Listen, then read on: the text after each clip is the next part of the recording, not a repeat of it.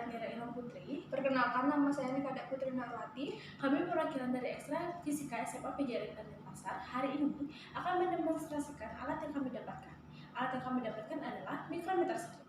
Disimak ya videonya. Untuk bahasan kami pada hari ini, kami untuk mikrometer skrup akan membahas 4 bahasan. Yang pertama ada pengertian dan sejarah. Yang kedua jenis-jenis dan bagian-bagian. Yang ketiga fungsi. Dan yang keempat cara pakai dan cara hidup. Untuk yang pertama, pengertian dan sejarah.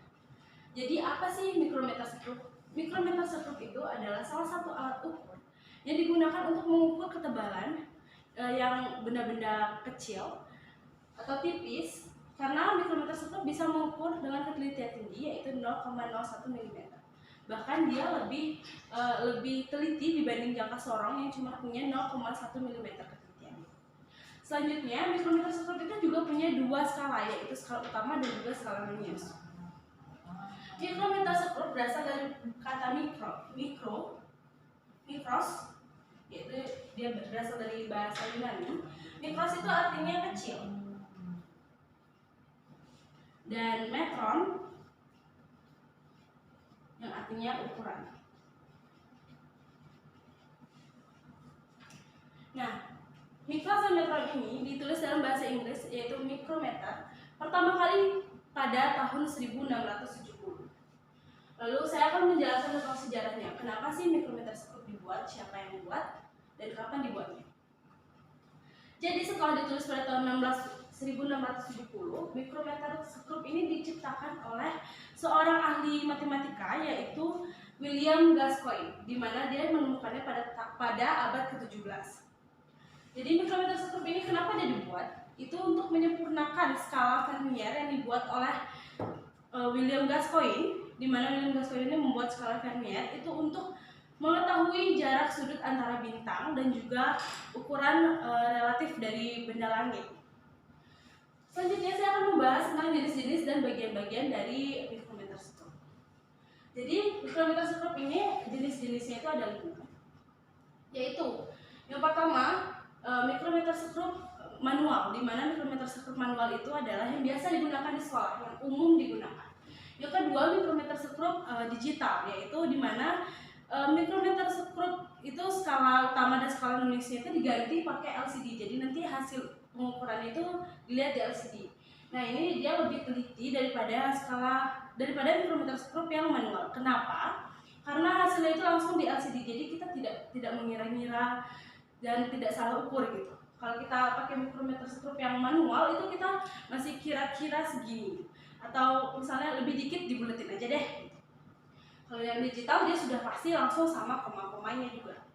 Yang ketiga itu ada mikrometer dalam, di mana mikrometer dalam itu dia berfungsi untuk mengukur diameter bagian dalam daripada benda tersebut. Yang kedua ada mikrometer skrup luar, di mana mikrometer skrup luar itu dia digunakan untuk mengukur diameter bagian luar. Yang ketiga, mikrometer kedalaman, di mana mikrometer skrup kedalaman ini berbeda dengan mikrometer skrup dalam. Jadi kalau misalnya mikrometer skrup dalam itu dia digunakan untuk mengukur diameter, sedangkan mikrometer skrup kedalaman dia itu berfungsi untuk mengukur ketinggian atau kedalaman suatu lubang dari suatu benda. Selanjutnya ada bagian-bagian dari mikrometer skrup. Selanjutnya untuk bagian-bagian dari mikrometer skrup itu ada anvil, spindle, frame, lock nut, sleeve, timbal, ratchet, dan juga ada kunci kalibrasi. Yang pertama anvil. Anvil ini dia berfungsi sebagai penahan benda yang akan diukur ketebalannya. Lalu spindle ini sebagai penjepit. Jadi nanti bendanya ditaruh di antara anvil dan juga spindle. Selanjutnya lock nut ini digunakan untuk mengunci agar bendanya tidak jatuh. Jadi nanti kalau udah di lock nut dia udah nggak bisa diputar-putar lagi. Selanjutnya ada sleeve ini digunakan untuk menaruh dari angka-angka skala utama. Selanjutnya ada timbal ini dia digunakan untuk menaruh angka-angka di skala minius. Selanjutnya ada ratchet ini dia digunakan untuk memastikan bahwa si spindle ini sudah menjepit benda dengan baik. Cara memastikannya yaitu memutar ratchet sebanyak 3 kali. Kalau sudah bunyi tik 3 kali berarti si spindle ini sudah menjepit benda dengan baik. Selanjutnya ada frame ini dia berfungsi sebagai penyangga dari anvil dan juga spindle serta tempat ditempelkan rokna. Selanjutnya, terpisah daripada micrometer skrup ada namanya kunci kalibrasi. Kunci kalibrasi ini digunakan untuk mengkalibrasi skala nulis dan juga skala utama dari micrometer skrup. Jadi nanti jika skala nulisnya di sini misalnya tidak sejajar, nolnya tidak sejajar dengan skala utama, misalnya di sini itu 5.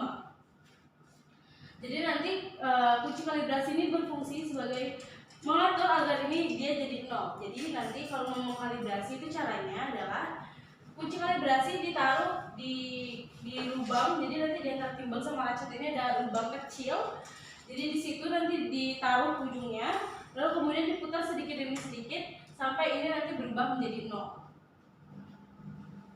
Jadi dia sejajar sama 0.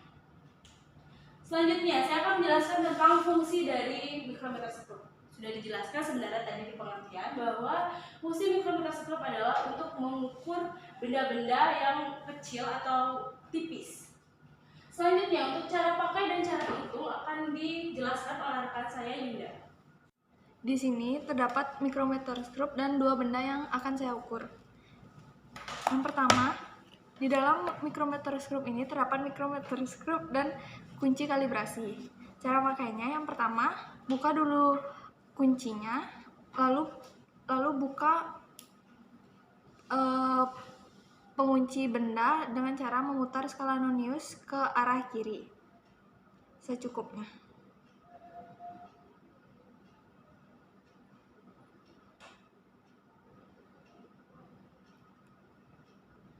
Lalu taruh benda yang akan diukur.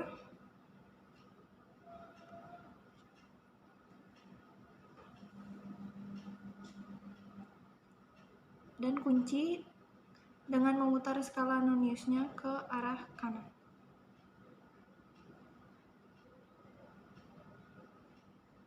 Jika sudah rasa tepat, maka dikunci dengan memutar ini 3 kali, lalu kunci ini.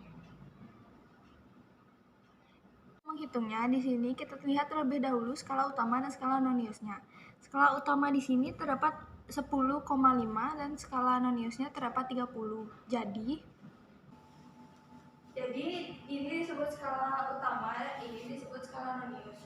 Skala utamanya untuk cara mencarinya, lihat angka terakhir dan lihat bawahnya. Bawahnya ini bernilai 0,5. Jadi skala utamanya itu 10,5. Dan skala noniusnya ini yang sejajar dengan skala utamanya, yaitu 30. Jadi karena micrometer skrup ketelitiannya bernilai 0,01, jadi 30 ini diganti jadi 0,30. Cara menghitungnya yaitu skala utama ditambah skala nonius, jadi tinggal tambah aja. Satuannya lumet. Sekian penjelasan yang dapat kami sampaikan. Mohon maaf apabila ada kesalahan kata. Terima kasih telah menyimak video kami. Kami tutup dengan Karma Santi. Om Santi Santi Santi Om.